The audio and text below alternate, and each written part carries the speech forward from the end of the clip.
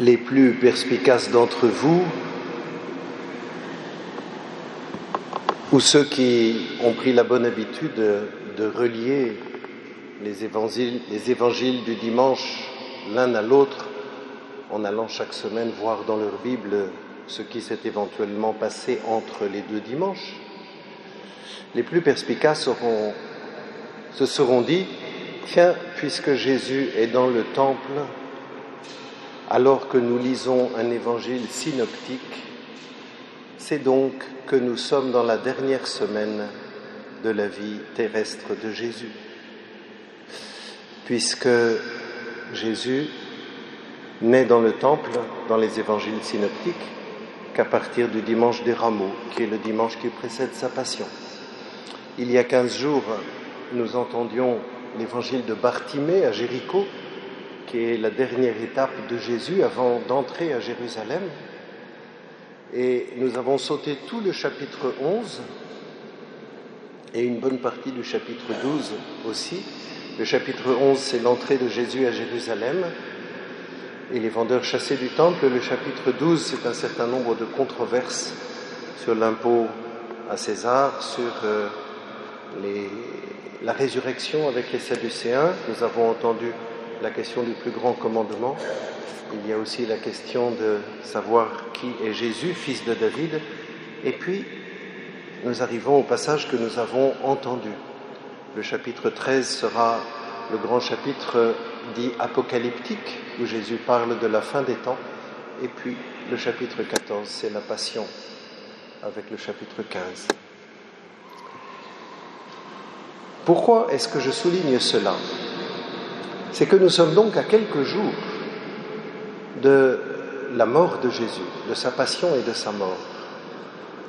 Et comme nous l'avons entendu dans la deuxième lecture tirée de la lettre aux Hébreux, le Christ s'est offert une seule fois pour enlever les péchés de la multitude. Il a tout donné, il s'est donné tout entier. Il a offert toute sa vie au Père et puis aux hommes. C'est au Père qu'il se donne tout entier. Ce que le Fils éternel vit éternellement au cœur de la Sainte Trinité, qui est de se recevoir tout entier du Père et de s'offrir tout entier par amour au Père, il le vit lorsqu'il se fait homme. Il le vit par cette obéissance filiale et par l'offrande de sa vie, en assumant la mort reçue de la main des hommes pécheurs. Il est le premier à s'offrir ainsi. Jésus attire l'attention sur cette pauvre veuve qui met 2 petites pièces dans le trésor du temple. Il est peut-être le seul à la voir, le seul à voir ce qu'elle fait. Et il nous suggère par là que ce qu'il enseigne, c'est dans un autre évangile, l'évangile de Saint Matthieu. Dieu voit ce que tu fais dans le secret, il te le revaudra. Jésus manifeste par là que ce qu'il enseigne, il le vit lui-même, lui qui est complètement uni au Père. Rien de ce que nous faisons de bien et de bon n'échappe à Dieu.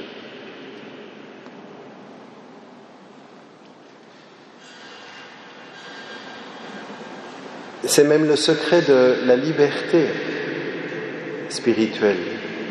C'est de vivre sous ce regard de Dieu le Père et non pas sous le regard des hommes. Jésus voit donc cette pauvre veuve qui met 2 petites pièces.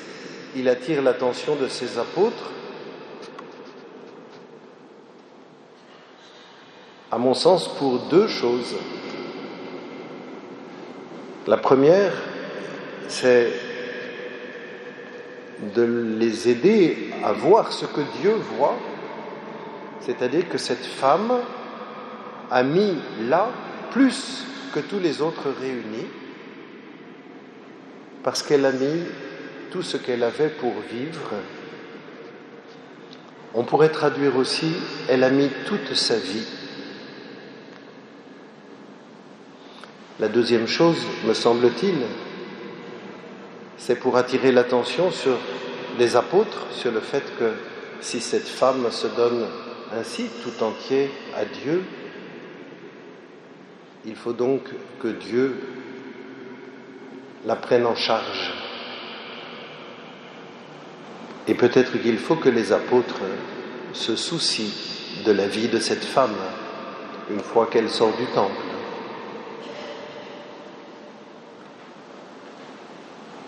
Qui est cette femme ? Nous n'en savons rien. Mais je ne peux m'empêcher de penser à une autre femme, veuve, elle aussi, qui va, dans quelques jours, offrir à Dieu toute sa vie. Je pense à la Vierge Marie. Elle a reçu de Dieu cet étonnant enfant qu'est Jésus. Qu'est-ce que Marie a compris de qui est vraiment Jésus, de ce que Dieu fait par Jésus? Je ne saurais répondre. Mais ce que je sais, c'est qu'au pied de la croix, elle va donner Jésus. Elle va l'abandonner entre les mains du Père.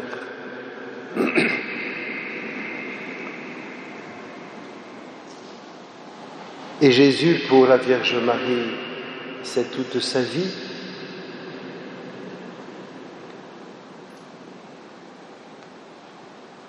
Et nous savons comment, spirituellement, Marie vit la Passion, comment elle-même est intérieurement crucifiée,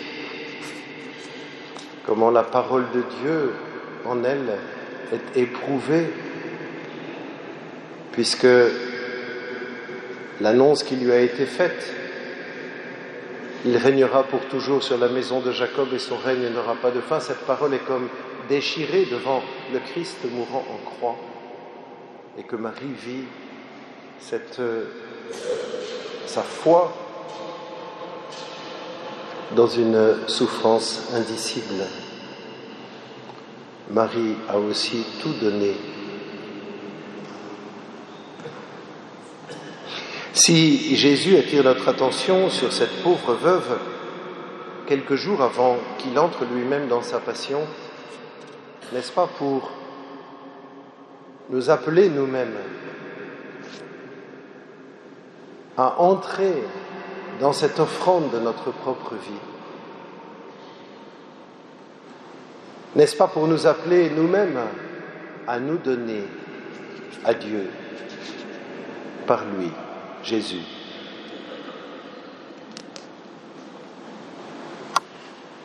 Une autre femme nous parle aussi du don de soi qu'elle cherche à vivre. C'est Sainte Thérèse de l'Enfant Jésus, bien sûr. Dans une lettre à Pauline, qui est pourtant déjà entrée au Carmel en 1888. Mais c'est une lettre à Pauline et non pas à Sœur Agnès, qui est le nom de religion de sa sœur Pauline. Elle lui dit « Ô Pauline, quand Jésus m'aura déposé sur le rivage béni du Carmel, je veux me donner tout entière à lui. Je ne veux plus vivre que pour lui. »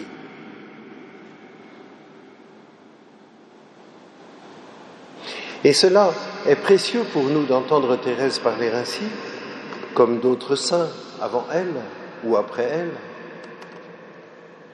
parce que cela nous encourage nous-mêmes à pouvoir non seulement désirer, mais vouloir nous donner tout entier à Jésus. dans l'état de vie qui est le nôtre.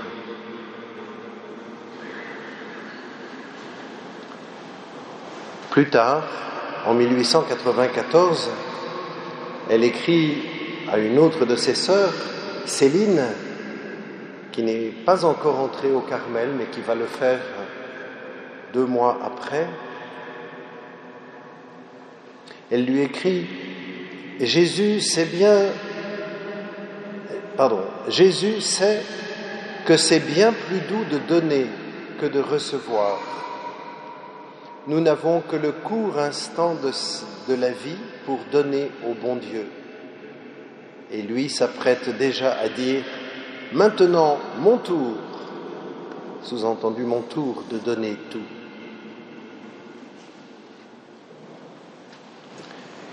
Oui, il s'agit bien de choisir Dieu de manière radicale, comme lui-même nous a choisis de manière radicale. Souvenez-vous de la parole de Jésus dans Saint Jean, qu'il adresse aux apôtres. « Ce n'est pas vous qui m'avez choisi, c'est moi qui vous ai choisi et établi pour que vous partiez, que vous donniez du fruit et que votre fruit demeure. » Il nous a choisis pour se donner à nous. Il nous appelle à nous donner à lui.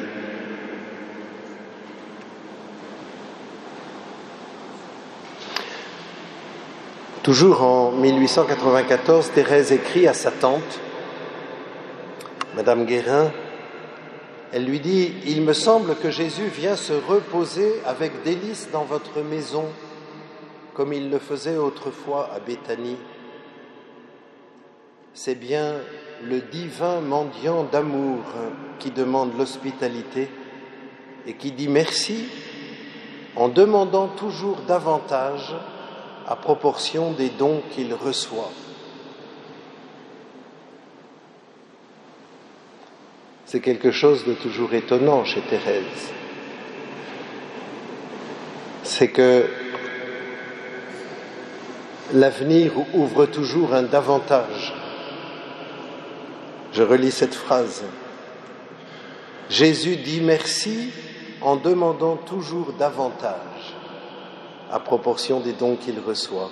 Il sent, poursuit-elle, il sent que les cœurs auxquels il s'adresse comprennent que le plus grand honneur que Dieu puisse faire à une âme, ce n'est pas de lui donner beaucoup, mais de lui demander beaucoup. Le plus grand honneur que Dieu puisse faire à une âme, ce n'est pas de lui donner beaucoup, c'est de lui demander beaucoup. Qui d'entre nous ose dans sa prière dire au Seigneur, « Seigneur, demande-moi beaucoup et plus encore. Seigneur, demande-moi beaucoup. » Vers la fin de sa vie, dans la dernière de ses poésies sur la Vierge Marie, où elle cherche à dire tout ce qu'elle a à dire sur la Vierge Marie, cette longue poésie, la 22e strophe, il y a là cette parole qui est si connue. Tu nous aimes, Marie, comme Jésus nous aime, et tu consens pour nous à t'éloigner de lui. Aimer, c'est tout donner, et se donner soi-même. Tu voulus le prouver en restant notre appui. Le Sauveur connaissait ton immense tendresse. Il savait les secrets de ton cœur maternel. Refuge des pécheurs, c'est à toi qu'il nous laisse quand il quitte la croix pour nous attendre au ciel. Aimer, c'est tout donner, et se donner soi-même. Et Thérèse trouve sa joie à se donner.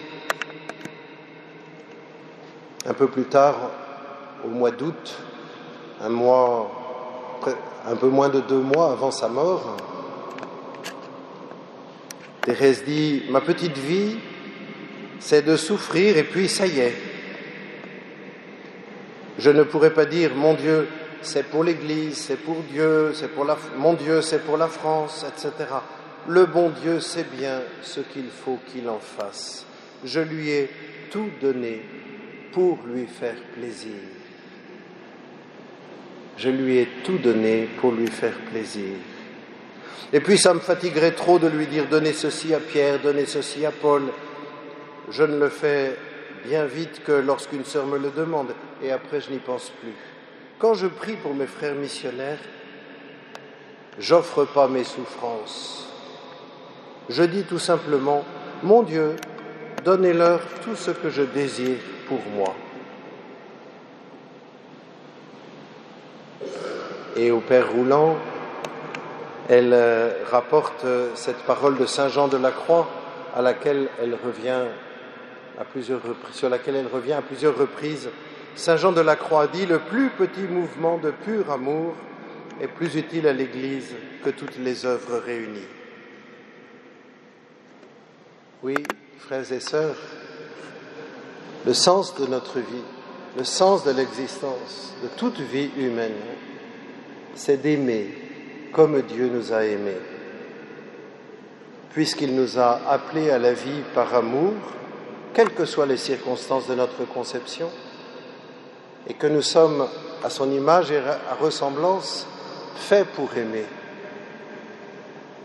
Le péché entrave notre marche, mais ne l'empêche pas.